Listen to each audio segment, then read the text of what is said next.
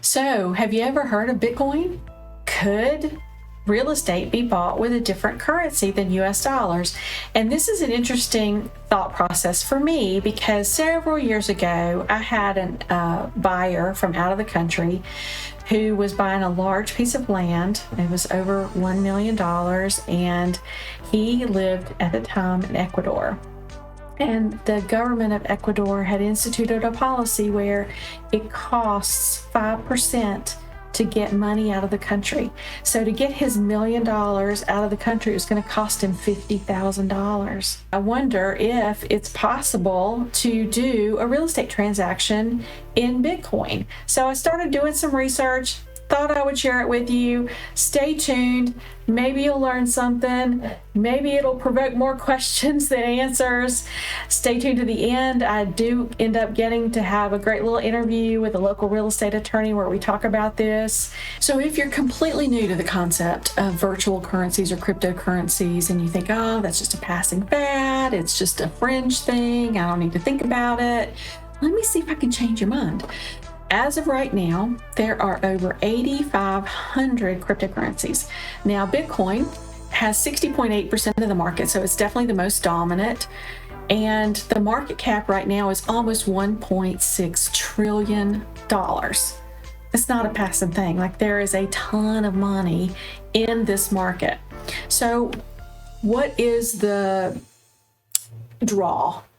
In 2020, when the government passed these stimulus packages and the government created money to make those go through, the money supply, you can see what an increase that it went through right there. From March of 2020 to June, there was just this really significant jump. And so a lot of corporate CEOs thought, well, that's going to deflate the value of the dollars that we're holding on our balance sheet. So how can we invest our money to hold its value? And so that's where Bitcoin started being seen as a digital store of value, almost like digital gold.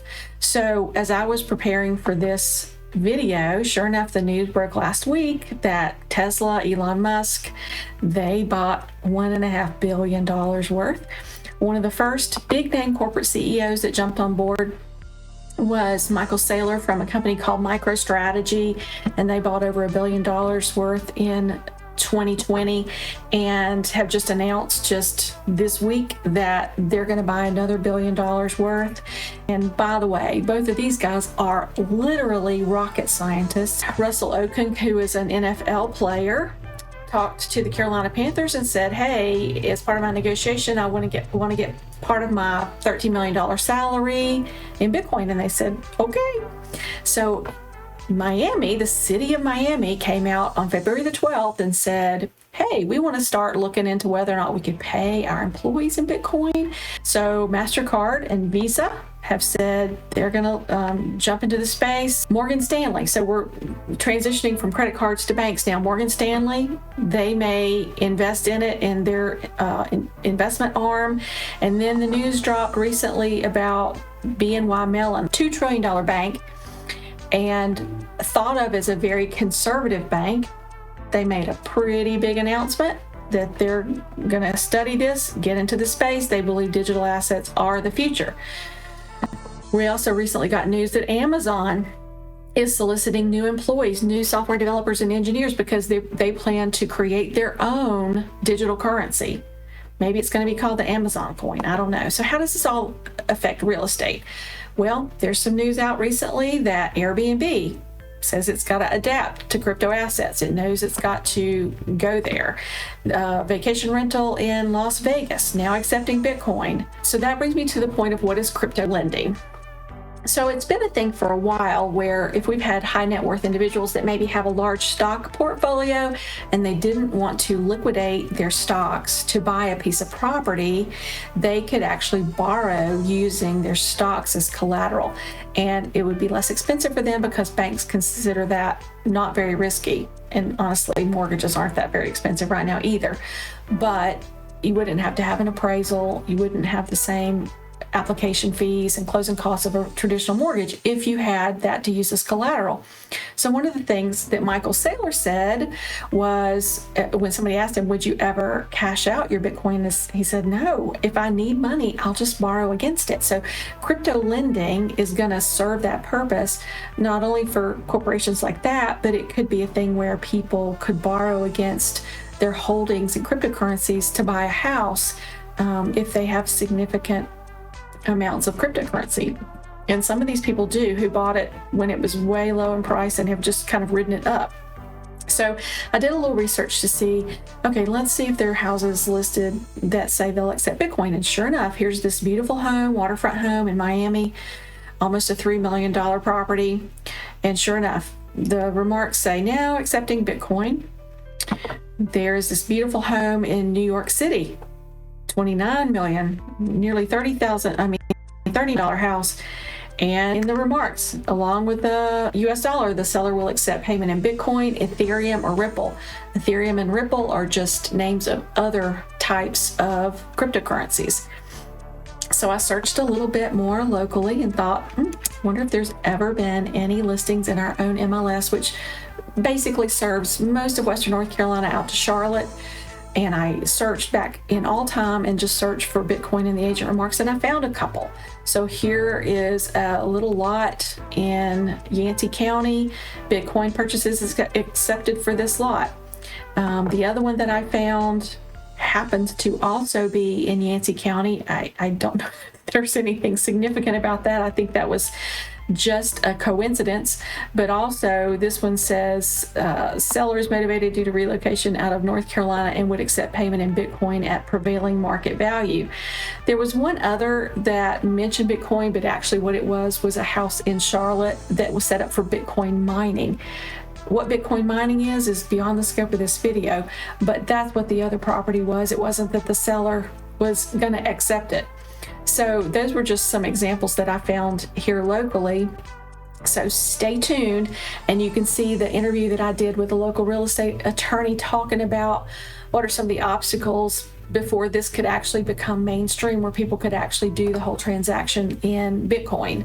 Stay tuned. Doug Campen joins us from the Neumann Law Firm here in Brevard, North Carolina. He manages the firm. He is a 2013 graduate of Campbell Law School and practices real estate law. And when I reached out to him to say, hey, maybe I have a transaction coming up that might use cryptocurrency, he was on board with trying to research it and figure out what the ramifications of that might be. So welcome, Doug, and thanks for participating. Thanks for having me. It's a real pleasure to talk to you over Zoom. I've been interested in cryptocurrencies for a while. Awesome. So you and I have talked a little bit about this before the call, and the increased interest in Bitcoin, the anecdotal stories of real estate transactions using the currency. Give us your perspective of what the barriers might be at this moment in time, given the laws and regulations in place, as far as a transaction involving Bitcoin. So I think most importantly, the main barrier is an ethical barrier. Lawyers have to safeguard client property. You can't well safeguard client property for a real estate transaction if the property is very volatile and it changes and it fluctuates wildly in value. I could foresee an instance where closing is in March, and in January, the attorney collects the virtual currency, holds it in their trust account if that's a possibility, and then it drops $40,000 in the interim. That is a significant ethical consideration for attorneys. Currently, state bars are not allowing attorneys to hold virtual currencies in trust for that very reason.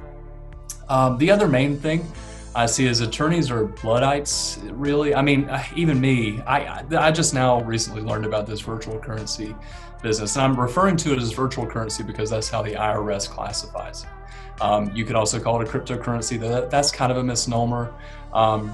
Being cryptic isn't really a characteristic of virtual currencies right now.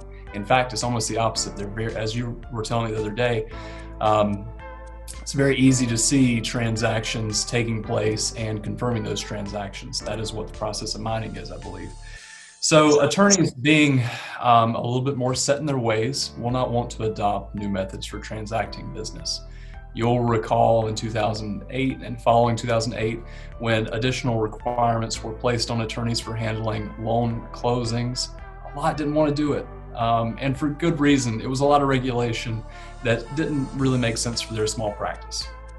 You're going to see the same thing as folks try to make virtual currencies more possible for real estate closings. And then finally, there's the risk assessment. Attorneys are going to view it as a highly risky, at least initially, and maybe not even correctly, but that's how it's going to be viewed. The perspective of the attorney is just going to be that I don't want to do this because it could ruin my business if this is volatile as I'm hearing it is. Okay, so the current forms that we're authorized to use as North Carolina real estate agents are the North Carolina offer to purchase and contract and ancillary forms such as the agreement to amend. They're all denominated in US dollars. What do you think might happen if a willing buyer and seller agree to terms using Bitcoin? It seems like you'd almost have to draft a whole another contract. Would you say that's accurate?